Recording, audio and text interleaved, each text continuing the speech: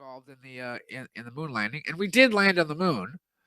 The naysayers are talking about it because that we didn't land on the moon, primarily because there was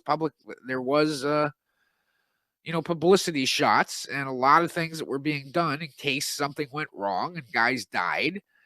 And I have a question about TRW and the moon landing, which this is from William Tompkins. I don't know if you've heard of him, but he worked at TRW from 1967 to 1971. And he says during the Apollo moon landing, he was there at the TRW facility. Right. I believe it was, I can't remember if it was Los Angeles or at there at the Kennedy Space Center. But he says that there was live camera feed that showed the landing, and it showed that there were these huge extraterrestrial spacecraft parked on the crater where the Eagle had landed. So that's correct. Did you ever hear of that?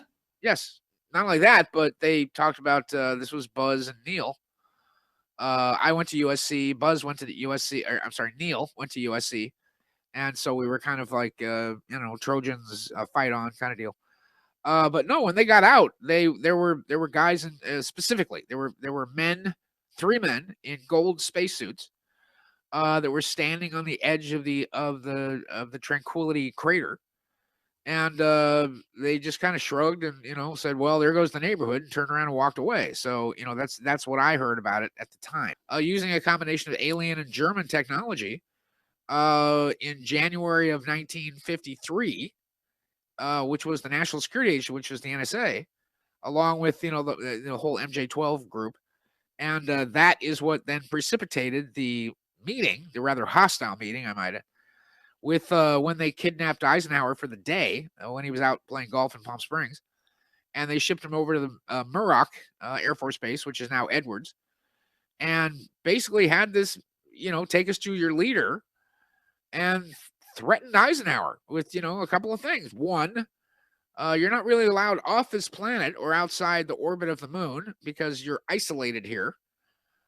This then I wrote a book about this called the Isomer Protocol, which is what it was called. The Isomer Protocol was a series of treaties that was called the Isolation Memorandum, about that we were not really allowed off this planet because our language, our attitudes, our even thought process is considered to various extraterrestrials a disease, a virus. And so, they had put a fence up around this area of space quite some time ago. And this was back in the days of Enoch, when the sons of God saw the daughters of men that they were fair and started to boof the human earth girls in direct violation of their prime directive. So whoever Yahweh was at the time, or God, said, fine, you like it here so much, you get to stay. And I'm going to put a big fence around this place so you can't get out and your buddies can't get in. And we started blowing holes in this fence with all the atomic stuff, atomic and hydrogen and cobalt and whatever else we started testing in, 1940. Well, so, Sean, with the Eisenhower meetings with the extraterrestrials and the Germans, one of the things that I found out in my research, and I'd like to get your take on this, is that in 1954, Eisenhower is taken to Muroc, or Edwards Air Force Base, where he meets with this group of friendly-looking Nordic extraterrestrials that tell him about the dangers of nuclear weapons and try and get the US to end the thermonuclear weapons campaign. And then in 1955, a year later, at Holloman Air Force Base, Eisenhower meets with the Grey German Alliance, and so that's when the agreements were reached. Yes, and there's debate over whether Eisenhower was part of that or whether he was kind of like betrayed by MJ-12. So what do you know about those agreements and those meetings in 54, 55? Okay, so that the cosmos is a business, really, and that Earth has been biotechnically engineered. And it's like, these beings go to expos, if you will, and they find bioengineering stuff. It's like, oh, I like bees. I'm going to put them on my planet. It was February 53 that he was taken out to Muroc when he disappeared for the 24-hour period. And then I'm not sure what happened in 55, but we signed a final treaty, which was called the Sigma Treaty.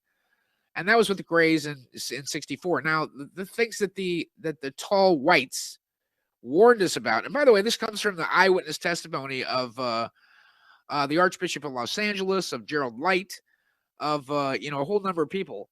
They never told us who they were. They were just these very tall, thin white beings. We called them the Etherians because they had a device on their belt that they could actually switch a dial and it would bend light, allow them to appear and disappear. And of course, they demonstrated the craft, which completely broke the laws of physics, made a lot of the scientists throw up because they had no idea how they worked. And we were told, stop it with the nuclear weapons because you're opening giant holes on the time-space continuum, and there's a bunch of bad stuff out there, really negative things that are coming through. That's number one. Number two, you don't get to go any further than the moon, which was the Isomer Protocol, which we broke in 2006 when we basically kicked the alliance in the teeth and said, well, screw you, we're going to do what we want. And it warned us, they warned us that we were going to be contacted by the Greys. And they weren't so nice. And that they were going to pretend to be all nice and cuddly and whatever. And we did get contacted by the Greys in November, I think, of that time. And the Greys and Eisenhower thought, well, if these guys were afraid of atomic weapons, then I want them.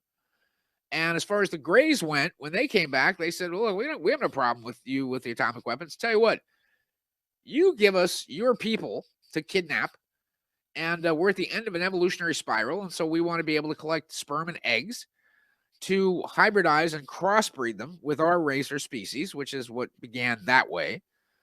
And we'll give you technology. It was basically like a trade, like trading Manhattan Island for beads and brushes and mirrors. And we then learned, we started building these. We had all these deep underground military bases anyway, and we started sharing the bottom of these bases with these Greys, like Dulce as an example. And it was Reagan. When Reagan came in, he knew all about them. And because we also had what most people don't realize, and it talks all about it in the Sumerian War, which is why exopolitics is the perfect name for the show, because that's what all my Sands of Time books are about. It's about the black world, shadow politics, 40 years in the shadow government, and the exopolitics of what reality really is, dealings with these various ET races. And so underneath where the Greys are, there are actually pockets of nests of what they call the dark vril reptilians. And these are the ones that basically hunt and eat people and can actually hollow out a human being and sort of take on their persona and their visage and their images. And these are the ones that are in line with the Illuminati and the Council of 12 and the P3 Masons and whatever else. Nanu.